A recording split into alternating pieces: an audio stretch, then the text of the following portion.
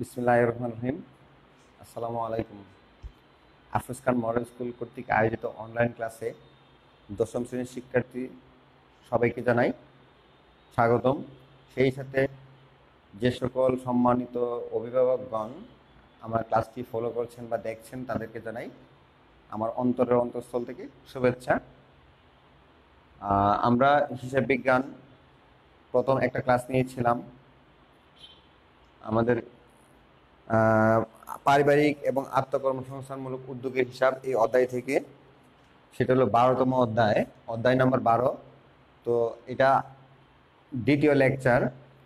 প্রথম ক্লাসটা যারা করেছো তারা আশা করি পরবর্তী এই ক্লাসটা আরও ভালো করে বুঝতে পারবে। আর যারা প্রথম ক্লাসটা করো নাই, আজকে ক্লাসটা একটু মনোযোগ দিয়ে শোনো এবং পূর্বের ক্লাসটা তোমরা একটু ভিডিওটা দেখে ফেলবে, তাহলে তোমার জন্য সহজ হয়ে যাবে।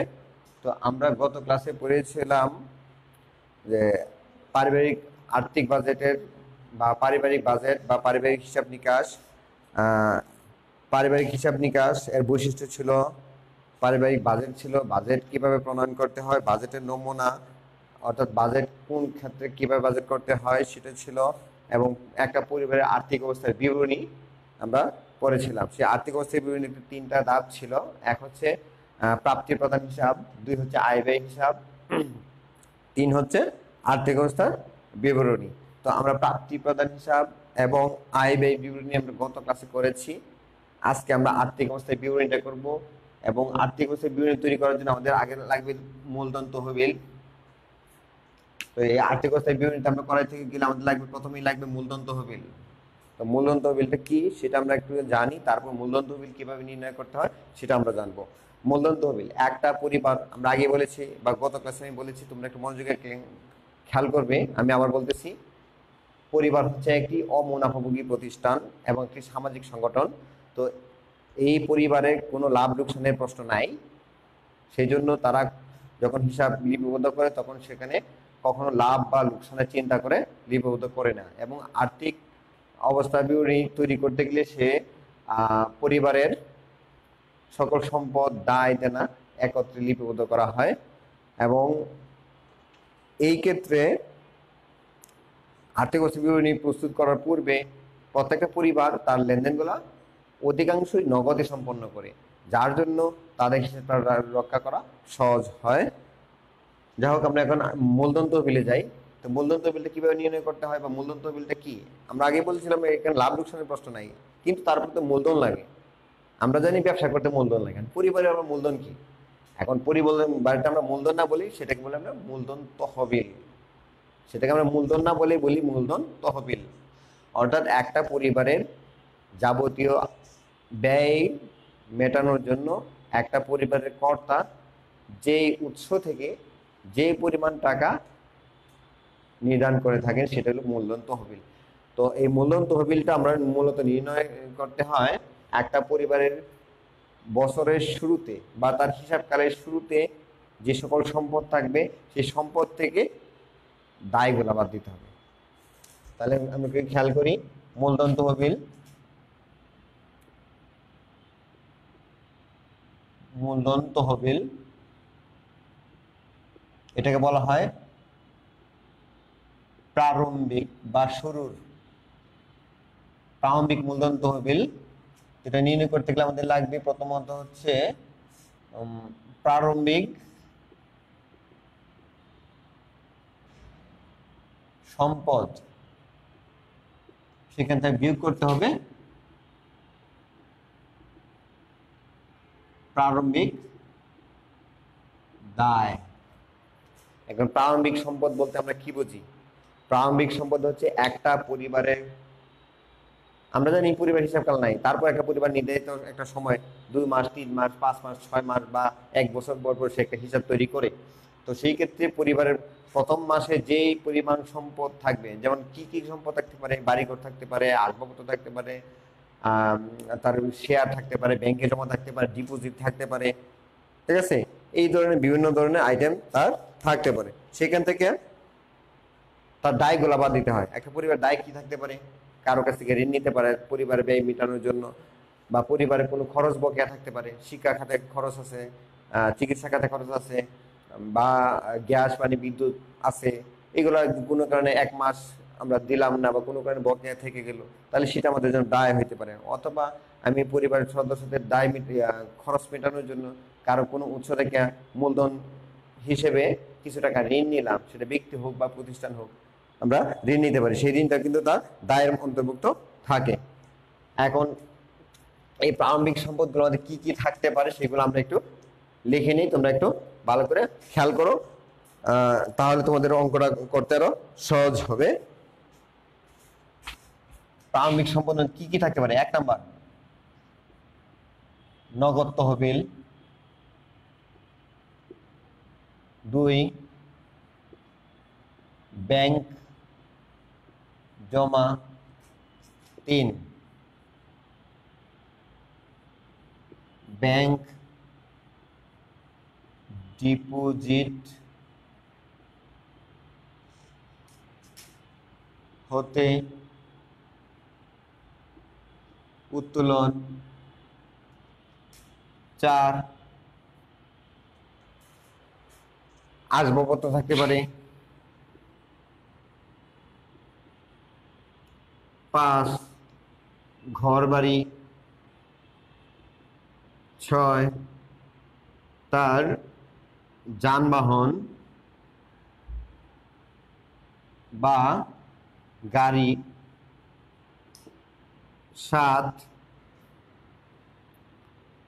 ফসলের জমি।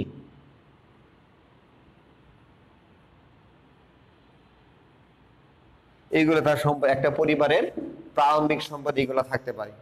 কি কি থাকতে পারে? নগদ তহবিল, ব্যাংকে জমা, ব্যাংক ডিপোজিট হতে উত্তোলনকৃত টাকা, উত্তোলনকৃত নগদ টাকা।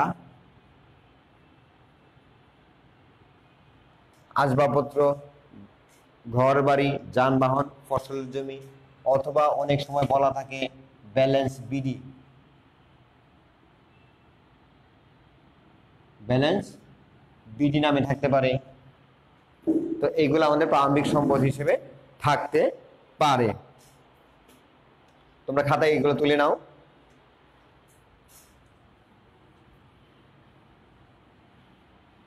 যারা খাতা কলম নিয়ে বসো নাই বা পরবর্তীতে লাইভ ক্লাসে অংশগ্রহণ করেছো, তাদেরকে অবগতির জন্য বলছি, তোমরা সবাই খাতা কলম বই নিয়ে বসো এবং 12তম অধ্যায়, অধ্যায় 12, 1200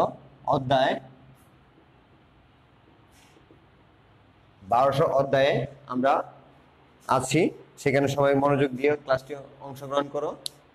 তাহলে আমরা প্রারম্ভিক সম্পদ কি কি থাকতে পারে লিখে দিলাম। নগদ তহবিল, ব্যাংক ব্যালেন্স বিডি, ব্যাংক জমা, ব্যাংক ডিপোজিট হতে উত্তোলনকৃত নগদ টাকা, আসবাবপত্র, ঘরবাড়ি, যানবাহন বা গাড়ি, ফসলের জমি।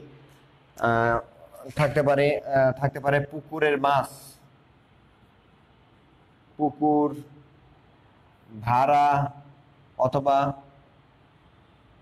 মাছ, পুকুর ভাড়া অথবা মাছ। ঠিক আছে, এগুলো আমাদের সম্পদ হিসেবে থাকতে পারে। এখন দায় হিসেবে কি কি থাকতে পারে?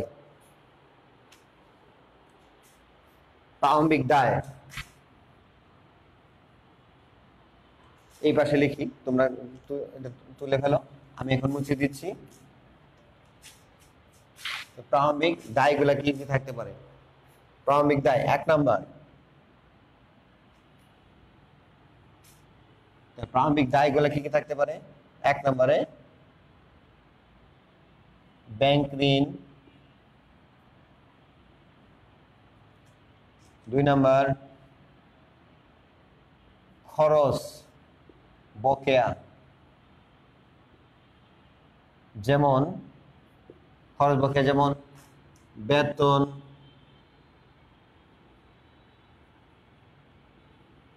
কর্মীর বেতন বকেয়া। 4 নম্বর গ্যাস, পানি, বিদ্যুৎ বিল বকেয়া থাকতে পারে।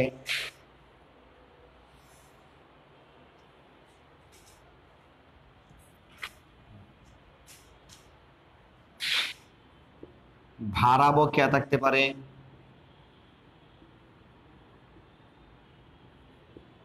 ভাড়া বকেয়া থাকতে পারে। এছাড়া ড্রাইভার, গাড়ি যদি থাকে গাড়ির ড্রাইভারের বেতন বকেয়া থাকতে পারে, ড্রাইভারের বেতন বকেয়া, এগুলো আমাদের প্রারম্ভিক দায় হিসেবে থাকতে পারে। তো আমরা প্রারম্ভিক মূলধন তহবিলটা আমাদের কেন প্রয়োজন? আমরা যখন পারিবারিক আর্থিক অবস্থার বিবরণী তৈরি করব, সেখান থেকে আমাদের আয় অতিরিক্ত ব্যয় অথবা ব্যয় অতিরিক্ত আয় আমরা আয় বিবরণী থেকে তৈরি পেয়ে যাব।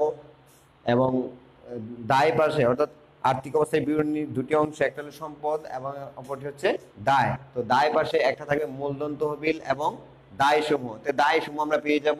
কিন্তু মূলধন তহবিলটা আমাদের প্রারম্ভিক মূলধন তহবিলটা প্রয়োজন হয়। সেই প্রারম্ভিক মূলধন তহবিলটা আমরা নোট আকারে আলাদা তৈরি করব, অথবা যদি অঙ্কে বলা থাকে যে প্রারম্ভিক তহবিল তৈরি করো, অথবা সৃজনশীল অঙ্কে করার সময় ক নাম্বার থাকতে পারে, কতে থাকে প্রারম্ভিক মূলধন নির্ণয় করো, ক নাম্বার থাকে প্রারম্ভিক মূলধন নির্ণয় করো। খতে থাকতে পারে আয় ব্যয় বিবরণী, আয় ব্যয় বিবরণী তৈরি করো। গতে থাকে আর্থিক অবস্থায় বিবরণী, আর্থিক অবস্থায় বিবরণী তৈরি করো। তাহলে এরকম থাকতে পারে। আমাদের যদি ক নাম্বার প্রশ্নে দেওয়া থাকে তাহলে অবশ্যই আমাদের প্রারম্ভিক মূলধন তহবিল নির্ণয় করতে হবে। তো প্রারম্ভিক মূলধন তহবিল নির্ণয় করতে গেলে আবার বলতেছি কি কি লাগবে। এক হচ্ছে প্রারম্ভিক সম্পদ, আর হচ্ছে প্রারম্ভিক দায়। তো প্রারম্ভিক সম্পদ থেকে প্রারম্ভিক দায়টা বাদ দিলে আমাদের বের হয়ে যাবে প্রারম্ভিক মূলধন তহবিল। ওকে, তাহলে এখন আমরা যাব একটা অঙ্ক করতে, তাহলে আমাদের আরো ক্লিয়ার হয়ে যাবে বিষয়টা। তোমরা তোমাদের পাঠ্য বইয়ের 206 পৃষ্ঠায় যাও। 206 পৃষ্ঠায় দেখো একটা কাজ আছে। সেখানে কাজ আমি ডাকটি একটু পড়ছি, তোমরা একটু খেয়াল করো। জনাব আজিজ পেশায় একজন চিকিৎসক। তিনি চাকরির পাশাপাশি প্রাইভেট প্র্যাকটিসের মাধ্যমে অর্থ উপার্জন করেন। 31শে ডিসেম্বর 2017 সালের সমাপ্ত বছরে তার আর্থিক অবস্থার বিবরণী এবং প্রাপ্তি প্রদান হিসাব নিম্নরূপ। 2017 সালের 31শে ডিসেম্বর তার প্রাপ্তি প্রদান হিসাব দেওয়া আছে, অর্থাৎ অঙ্কে প্রাপ্তি প্রদান হিসাব দেওয়া থাকতে পারে, প্রশ্নপত্রে প্রাপ্তি প্রদান হিসাব দেওয়া থাকতে পারে। আমাদের অঙ্কটা পরবর্তীতে এই তিনটা প্রশ্ন আনসার করতে হয়। তো প্রথমে আমরা দেখি কি কি আছে প্রাপ্তি প্রদান হিসেবে। প্রাপ্তি পাশে কি কি আছে?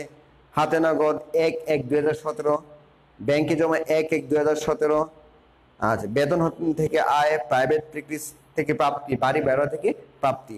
প্রধান পাশে কি কি আছে? শেয়ারে বিনিয়োগ, খাদ্য সামগ্রী ক্রয়, ড্রাইভারের বেতন, গাড়ি মেরামত ও জ্বালানি খরচ, পড়াশোনা খরচ, আয়কর, কম্পিউটার ক্রয়, ঋণের সুদ, গ্যাস পানি ও বিদ্যুৎ খরচ, আলমারি ক্রয়, হাতে নগদ।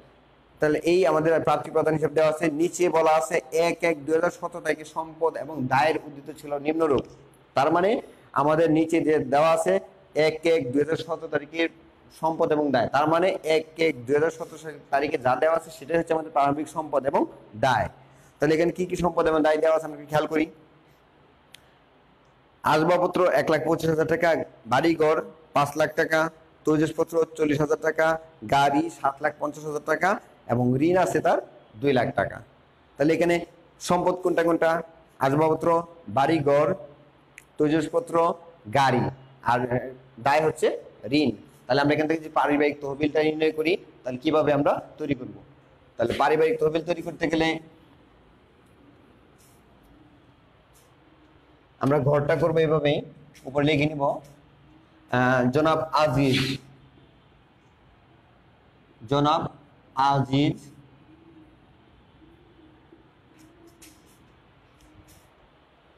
জনাব আজিজ সাহেব এর পরিবারের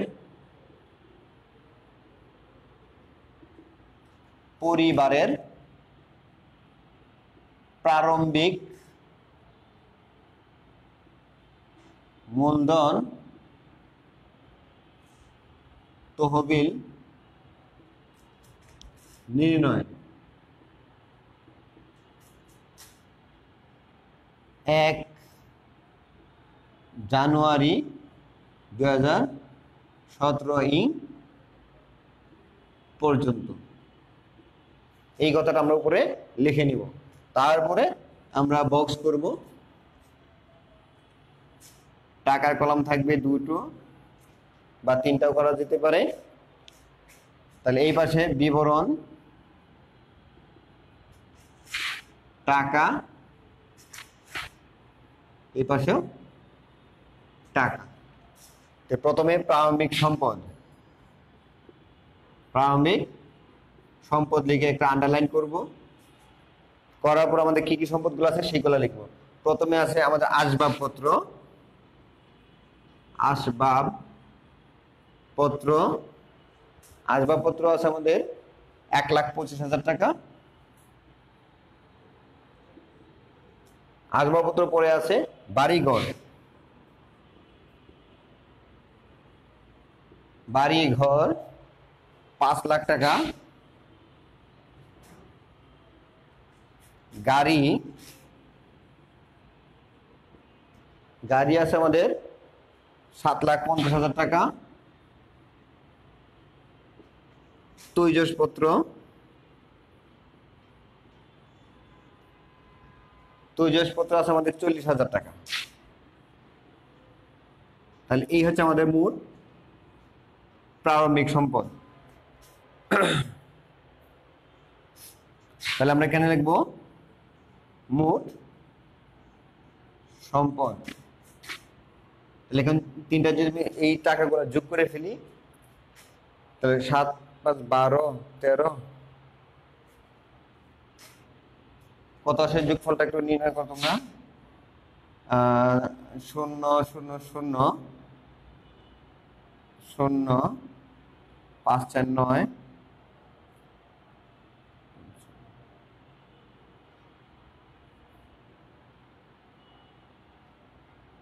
11, 1, 7, 8, 5, 13, 14, 14,15,000 টাকা আমাদের আসতেছে মোট সম্পদ। সেখান থেকে বাদ দিব, বাদ প্রারম্ভিক দায়।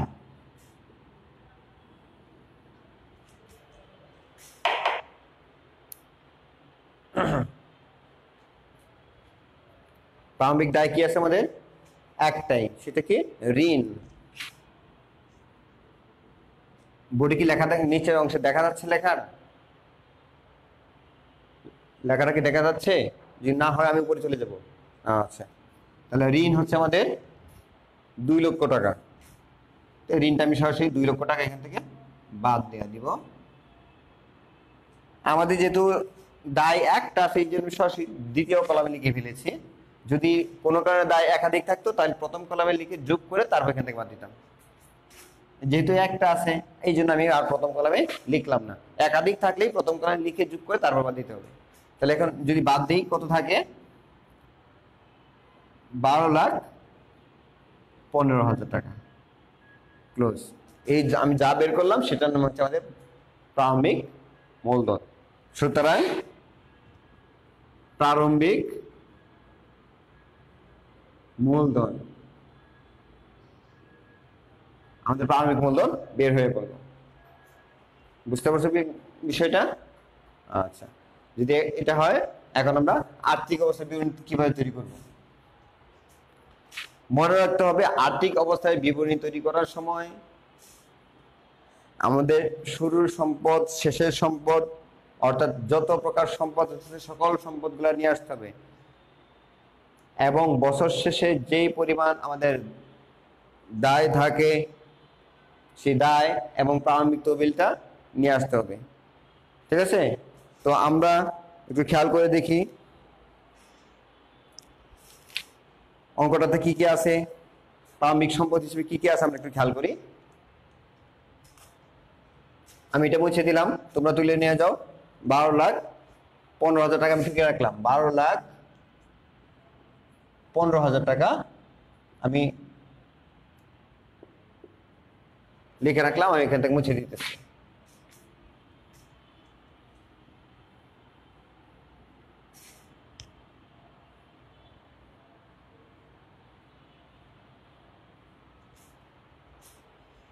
এখন খেয়াল করো, এখানে আমরা লিখবো আর্থিক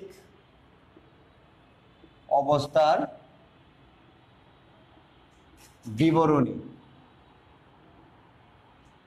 এখানে 31 ডিসেম্বর 2017 ইং, এখানে লিখবো সম্পদ। ঠিক আছে, টাকার কলম এখানে আমরা 2টা করতে পারি, 3টা করতে পারি। আমি 3টা করে করলাম টাকা। আমি সম্পদগুলো দ্বিতীয় কলম লিখলাম 1,25,000, 5 লাখ, 7,50,000, 40,000,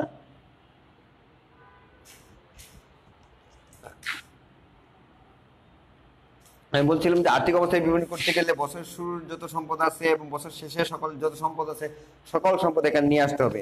তো এই সম্পদগুলো হচ্ছে আমাদের শুরুর সম্পদ। এখন শেষে কি কি সম্পদ আছে আমরা একটু খেয়াল করে দেখো। শেয়ারে বিনিয়োগ 1 লাখ টাকা, সেটা আমাদের শেয়ার বিনিয়োগ, আমাদের সম্পদ শেয়ার। তাহলে শেয়ার বিনিয়োগ 1 লক্ষ টাকা। এরপরে আছে আমাদের খাদ্য সামগ্রী ক্রয়, এটা আমাদের সম্পদ না। ড্রাইভারের বেতন সম্পদ না। গাড়ি মেরামত জ্বালানি খরচ, এটাও আমাদের সম্পদ নয়। পড়াশোনা খরচ সম্পদ নয়। আয়কর আমাদের সম্পদ নয়। কম্পিউটার ক্রয়, এটা আমাদের জন্য সম্পদ। একটা পরিবারের কম্পিউটার ক্রয় করলে তার সম্পদ হিসেবে গণ্য হয়। তাহলে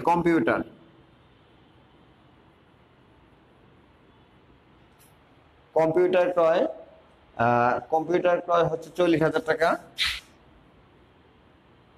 একটা বিষয় মনে রাখবে, আয় ব্যয় বিবরণী করার সময় যে সকল আইটেম আমি আয় ব্যয় বিবরণীর ব্যয় পাশে দেখাইছি, এই আইটেমগুলো এখন আর্থিক অবস্থা বিবরণী সম্পদ পাশে আনার দরকার নাই। আর একটু মনে রাখো, আয় ব্যয় বিবরণীতে যে সকল আইটেম দেখানো হয়েছে সেগুলো আর্থিক অবস্থার বিবরণীতে সম্পদ পাশে দেখানোর দরকার নাই, অর্থাৎ এগুলো আসবে না। তাহলে কম্পিউটার দিলাম। আলমারি ক্রয়, এটা আমাদের সম্পদ। আলমারি ক্রয়, এটা আমাদের আসবাবপত্র হিসেবে ব্যবহার করি। আলমারি ক্রয় 15,000 টাকা। আলমারি ক্রয় 15,000 টাকা। হাতে নগদ 31 বা 2017, এটা হলো 22,000 টাকা। তাহলে বছর শেষে যে হাতে নগদটা থাকবে, বলছিলাম বছর শুরুতে এবং শেষে যা আছে সব নিয়ে আসতে হবে। তাহলে হাতে নগদ 22,000 টাকা। ঠিক আছে, তো এই হচ্ছে আমাদের মোট সম্পদ। এখন একটু সমন্বয় খেয়াল করি, ওখানে কোন সম্পদ আমাদের বকেয়া রয়ে গেছে কিনা। চলতি বছরের 31/12/2017 তারিখে অন্যান্য তথ্য। চলতি বছরের বেতন বকেয়া আছে 7,000 টাকা। এই বেতন যদি বকেয়া থাকে, চলতি বছরের বেতন বকেয়া, আমি যে বেতন পাইতাম সেইটা বকেয়া ছিল, অর্থাৎ আয় বকেয়া থাকলে সেটা আমাদের সম্পদ। তাহলে এখানে আমাদের আয় হিসেবে বসাইতে হবে বেতন বকেয়া। বেতন বকেয়া আছে 7,000 টাকা। এরপর আছে বাড়ি ভাড়া 3,200 টাকা, এখনো আদায় হয়নি। আমার একটা বাড়ি ভাড়া পাওয়ার কথা 3,200 টাকা, সেই টাকাটা এখনো পাইনি। তাহলে সেটা আমাদের জন্য অনাদায়ী আয় এবং সেটা আমাদের সম্পদ হিসেবে থাকবে। তো আমাদের এখানে জায়গা নেই, তো বাড়ি ভাড়া আছে 3,200 টাকা। 3,200 টাকা বাড়ি ভাড়া।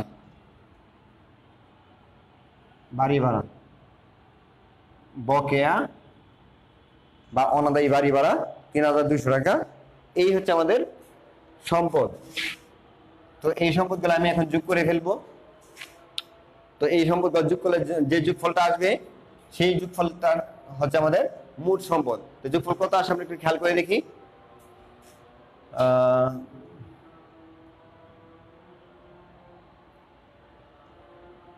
200 7 3 10 12 2 4 5 9 13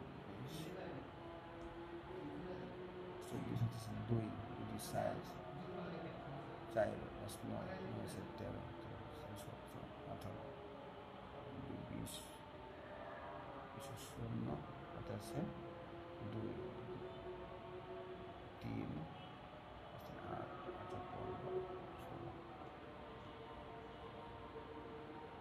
16,04,200। তারপর তোমরা যুগটা একটু করে নিবা খাতায়, কারণ আমি ক্যালকুলেটর ছাড়া করেছি তো অনেক যুগটা ভুল হলে হতেও পারে, তোমরা একটু ঠিক করে নিবা যুগটা। আইটেম এইগুলোই, শুধুমাত্র যোগফলটা তোমরা একটু মিলিয়ে নিবে। আচ্ছা, তো আমার যে সম্পদ আসছে এই সম্পদের এইটা হলো আমাদের মূল সম্পদ। এখন ওদের দায়গুলা লিখতে হবে, তাই আমি মুছে দিলাম। তো সম্পদ আমাদের কত আসছে? 16,04,200 টাকা।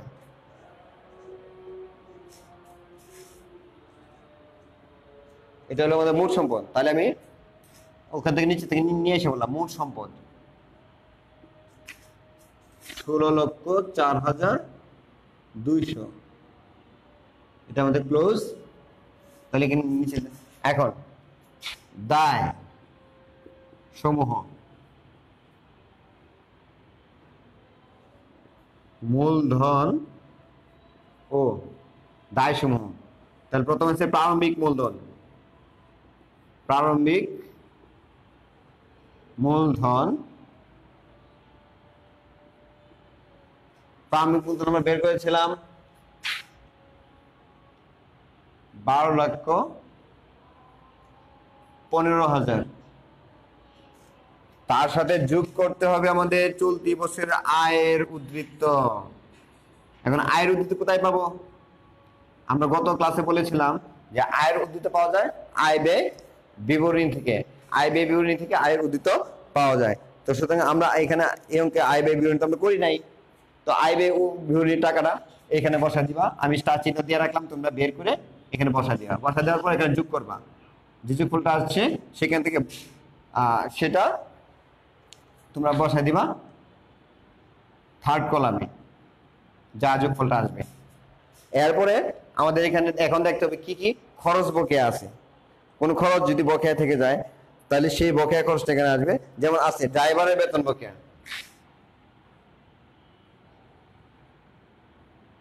ড্রাইভারের বেতন বকেয়া। ড্রাইভারকে আমার বেতন দেওয়ার কথা 2,400 টাকা, সেটা আমি দেই নাই। তাহলে 2,400 টাকা এখানে বসায়া তারপর আমি যোগ করে ফেলবো। তাহলে এখানে যে টাকাটা আসবে সে টাকাটা বসানোর পরে আমাদের দুই পাশে মিলে যাবে। ঠিক আছে, তো আমাদের এখানেই তো আজকে আমাদের ক্লাস এখানেই শেষ। আশা করি তোমরা বিষয়টা বুঝতে পেরেছো। তোমরা বাসায় আরেকটু প্র্যাকটিস করবে। আর তোমাদের যে কাজ আছে, কাজের অঙ্কটা সব টোটাল অঙ্কটা করবে। যেমন আজিজের সম্পূর্ণ অঙ্কটা তোমরা করবে, অর্থাৎ আয় ব্যয় বিবরণী, মূলধন তহবিল, আর্থিক তহবিল, তিনটা অংশই তোমরা করবে। এছাড়া তোমাদের সৃজনশীল প্রশ্ন 2 নাম্বার অর্থাৎ 211 পৃষ্ঠায় তোমাদের জন্য হোমওয়ার্ক থাকলো 211 পৃষ্ঠার 2 নং, 211 পৃষ্ঠার 2 নং সৃজনশীল অঙ্ক তোমরা বাসায় প্র্যাকটিস করবে এবং সেটা আমাকে বাসায় স্কুল খোলা হওয়ার পরে দেখাবে। তো সবাই ভালো থাকো, সুস্থ থাকো, নিরাপদে থাকো, সামাজিক দূরত্ব বজায় রেখে থাকো, করোনা থেকে মুক্ত থাকো এবং সবার জন্য দোয়া করো, আমাদের জন্য দেখো। আল্লাহ হাফেজ।